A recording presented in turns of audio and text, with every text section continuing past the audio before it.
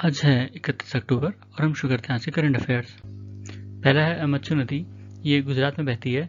मांडला हिल्स एक जगह है, वहाँ से ओरिजिनेट होती है और रन ऑफ कच्छ में मिल जाती है। ठीक है।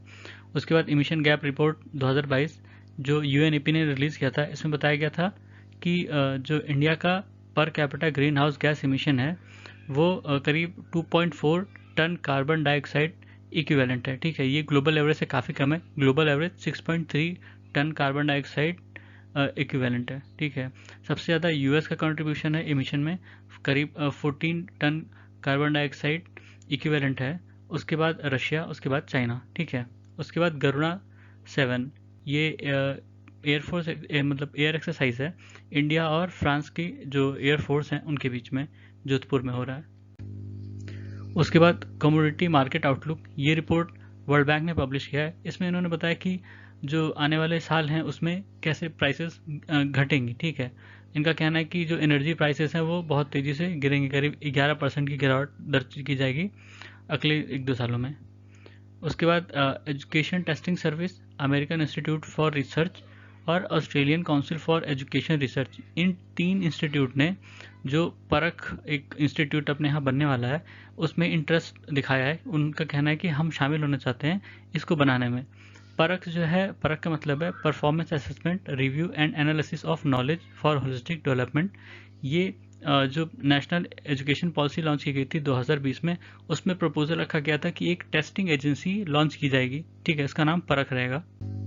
परख जो है वो एनसीईआरटी के कॉन्स्टिट्यूएंट के रूप में काम करेगी। एनसीईआरटी मिनिस्ट्री ऑफ एजुकेशन के अंडर में काम करती है। ठीक है।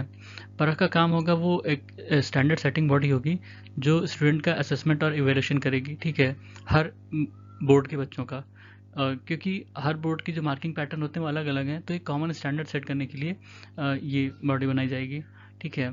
तो और ये जो असेसमेंट होते हैं अलग अलग, जैसे नेशनल अचीवमेंट सर्वे और स्टेट अचीवमेंट सर्वे, इसको भी कंडक्ट कराएगी, इसके लिए भी स्टैंडर्ड सेट करेगी ये। और जो इंटरनेशनल असेसमेंट होते हैं, जैसे program for international student assessment या trends in international mathematics and science study या progress in international reading literacy study, इन सब में भी मदद करेगी।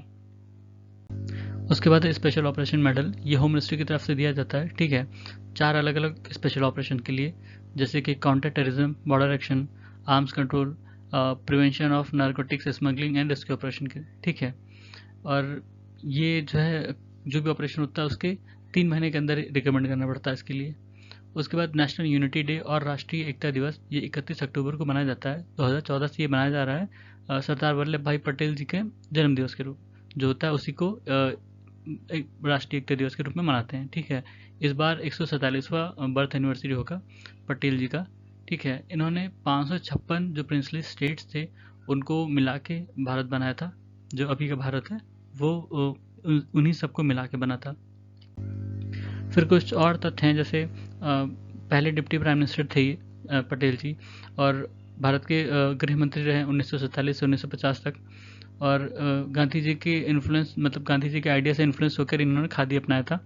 और 1923 में नागपुर में सत्याग्रह मूवमेंट चलाया था, जब अंग्रेजों ने वहाँ पे नेशनल फ्लैग को होस्टिंग को बैन कर दिया था। ठीक है। उसके बाद अहमदाबाद का एयरपोर्ट वो भी सरदार पटेल जी के नाम पर है। और 2013 में स्टैच्यू ऑफ यूनिटी की नींव रखी गई थी प्रधानमंत्री मोदी द्वारा, नर्मदा डिस्ट्रिक्ट गुजरात में। उसके बाद मेज गार्डन और मियावाकी फॉरेस्ट एकता नगर में, गुजरात में। ठीक है। मियावाकी फॉरेस्ट एक जापानीज बोटेनिस्ट थे, डॉक्टर अकीरा मियावाकी, उनकी ही टेक्निक थी जिसके द्वारा मतलब शहरों में भी एक डेंस फॉरेस्ट बनाया जा सकता है। ठीक है। इसमें 2-3 साल में ही एक डेंस फॉरेस्ट क्रिएट हो जाता है। जैसे ट्रेडिशनल फॉरेस्ट जो होते हैं उनको 10-20 साल लगता है। ठीक है, या 30 साल लग जाता है, लेकिन इसमें 2-3 साल में ही एक डेंस फॉरेस्ट क्रिएट किया जा सकता है। इसमें जो प्लांट की ग्रोथ होती है वो लगभग 10 गुनी तेज़ होती है, इसलिए जो वो जंगल होते हैं वो 30 गुने ज़्यादा डेंसर होते हैं। ठीक है। और मेज गार्डन ये वहीं एकता नगर में बनाया गया है। इसको श्री यंत्र जो होता है उसके शेप में बनाया गया है। उसके बाद इंडियन मेट्रोलॉजिकल डिपार्टमेंट, ये 1875 में बना था और ये नेशनल मेट्रोलॉजिकल सर्विस देने के लिए बनाया गया था।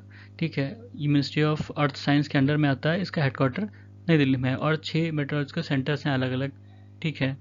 इसका काम वही ऑब्जर्वेशन और फोरकास्ट प्रोवाइड करना है मेट्रोलॉजिकल से रिलेटेड इन्फॉर्मेशन पर। फिर है सेंट्रल रिजर्व पुलिस फोर्स। ये इसकी शुरुआत क्राउन रिप्रेजेंटेटिव पुलिस के रूप में हुई थी 1939 में, ठीक है। अब इसको सेंट्रल आर्म पुलिस फोर्स कहा जाता है। आज़ादी के बाद CRPF एक्ट बनाया गया था, उसके तहत इसको फिर से इस्टेब्लिश किया गया, मतलब इसको एक सैंक्टिटी मिली। और इसका जो काम होता है crowd control, right control, search and rescue, VIP और जो इम्पोर्टेंट इंस्टॉलेशंस होते हैं उनको सुरक्षा प्रदान करना, ठीक है। काउंटर मिलिटेंसी को भी मतलब काउंटर मिलिटेंसी और इंसर्जेंसी के ऑपरेशन को भी अंजाम देती है ये, ठीक है। UN पीस कीपिंग में भी इनको भेजा जाता है। फिर है अमूर फैल्कन। ये एक माइग्रेटरी बर्ड होती है जिसकी बहुत दूर तक जाती है, मतलब फार ईस्ट रशिया से साउथ अफ्रीका तक जाती है इंडिया से होते हुए, ठीक है। इंडिया में मणिपुर और नागालैंड के एरियाज में ये रुकती है, वहाँ ब्रीडिंग के लिए रुकती है, ठीक है। वहाँ लोकल लैंग्वेज में इसको अखुई पुइना, ठीक है, अखुई पुइना कहते हैं। और करीब 20,000 किलोमीटर तक जाती है ये, ठीक है, एक मतलब वन वे में देखा जाए तो। और इसको वाइल्ड लाइफ प्रोटेक्शन एक्ट 1972 के तहत इंडिया में प्रोटेक्शन मिला है। IUCN में इसको लीस्ट कंसर्न कैटेगरी में रखा गया है। फिर है prime ministers national relief fund. ये जो पब्लिक कंट्रीब्यूशन होता है उसी के द्वारा, मतलब उसी के द्वारा इसमें पैसा आता है। ये इसमें बजटरी सपोर्ट नहीं मिलता और ना ही ये पार्लियामेंट के किसी एक्ट से बना है, ठीक है। इसमें जो भी पैसा आता है वो पब्लिक द्वारा आता है, और जो भी इसमें डोनेट करता है उसको एग्जाम्पशन मिलता है, जो अपना इनकम टैक्स है, ठीक है। इनकम टैक्स में उनको छूट मिलती है। और ये प्राइम मिनिस्टर के ऊपर होता है कि वो इसको कहाँ खर्चा करना चाहते हैं, मतलब जैसे कोई कैलेमिटी हो गई या इमीडिएट रिलीफ कहीं चाहिए तो प्राइम मिनिस्टर अपनी इच्छा से उसमें दे देते हैं, ठीक है। या किसी को मेडिकल ट्रीटमेंट चाहिए, जैसे हार्ट सर्जरी या किडनी ट्रांसप्लांटेशन, ठीक है, तो प्राइम मिनिस्टर अपनी इच्छा से उसमें दे देते हैं। फिर है एंटी सेमिटिज्म। एंटी सेमिटिज्म क्या होता है, जो जेविश पीपल होते हैं, यहूदी लोग, उनके खिलाफ किसी भी तरह के प्रेजुडिस को एंटी सेमिटिज्म कहा जाता है आज के टाइम में। अगर सेमेटिक देखा जाए तो सेमेटिक का लिटरल मीनिंग होता है कोई लैंग्वेज ग्रुप, ठीक है। और जब भी किसी लैंग्वेज ग्रुप के खिलाफ कुछ बोला जाता है तो उसको एंटी सेमेटिक बोला जाता है। उस लैंग्वेज ग्रुप में अरब और इथोपियंस भी आते हैं, पर अभी जो यूज़ होता है वो सिर्फ ज्यूज़, जो हमारे ज्यूज़ हैं उनके खिलाफ अगर कुछ बोला जाता है तो उसको एंटी सेमेटिक कहा जाता है, ठीक है। और ये कई तरह का हो सकता है, रेशियल हो सकता है, रिलीजियस होता है, सोशल हो सकता है, ठीक है। क्योंकि जब नाजीज थे उन्होंने ज्यूज़ को मतलब बताया था कि ये अलग है और इन्फीरियर रेस है और इनको मार देना चाहिए, ठीक है। तो वहीं से ही इसकी शुरुआत ज़्यादा हुई। ऑल्दो ये पहले से था, रिलीजियस एंटीसेमिटिज्म था जब क्रिश्चियनिटी शुरू में ओरिजिनेट हुई थी, तो उनका कहना था कि जो ज्यूश पीपल है इनको कन्वर्ट करना चाहिए, ठीक है, इनको क्रिश्चियनिटी में कन्वर्ट कर लेना चाहिए। ऐसे ही और भी तरह के मतलब जो प्रेजुडिस हैं वो देखने को मिले हैं। ऐसे इकोनॉमिक एंटी सेमिटिज्म होता है जिसमें ज्यूज का जो है आर्थिक बहिष्कार की बात की जाती है, और पॉलिटिकल एंटी सेमिटिज्म जिसमें उनको पावर से अलग, पॉलिटिकल पावर से अलग रखा जाता है, ठीक है। उसके बाद मायोसिटिस, ये एक रेयर कंडीशन है जिसमें मसल्स जो होती हैं वो बहुत वीक और पेनफुल हो जाती हैं, ठीक है। ऐसा इसलिए होता है कि इन्फ्लेमेशन होता है मसल्स में, ठीक है। ये इम्यून सिस्टम के कारण होता है। इम्यून सिस्टम जो है वो अपने ही हेल्दी टिश्यू पर अटैक करना शुरू कर देती हैं। ऐसा और भी, मतलब ऐसा और पता नहीं किस कारण से होता है, पर इसमें इम्यून सिस्टम का ही ज़्यादा होता है। और इसमें वुमेन जो है, अक्सर देखा गया कि ज़्यादातर ये वुमेन के केसेस में होता है, मैन को थोड़ा सा कम होता है।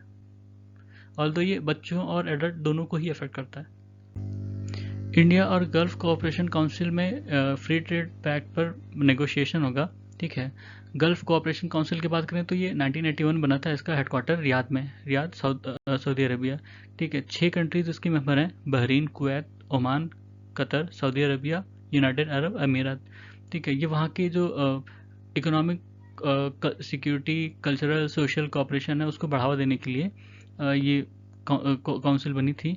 अगर इंडिया के पर्सपेक्टिव से देखा जाए तो इसका काफ़ी सिग्निफिकेंस है, क्योंकि इंडिया जो है, इंडिया में जो क्रूड ऑयल आता है वो 34% इन गल्फ कोऑपरेशन काउंसिल की कंट्रीज से ही आता है, ठीक है, इन 6 देशों से। इंडियन डायस्पोरा की बात करें तो मिडिल ईस्ट में करीब 7.6 मिलियन इंडियंस रहते हैं, जो कि जो हमारा टोटल रेमिटेंस है $87 बिलियन, उसका 30% इन गल्फ कंट्री से आता है, ठीक है। 2021 में करीब 30% रेमिटेंसेस इन्हीं गल्फ कंट्रीज से आया था।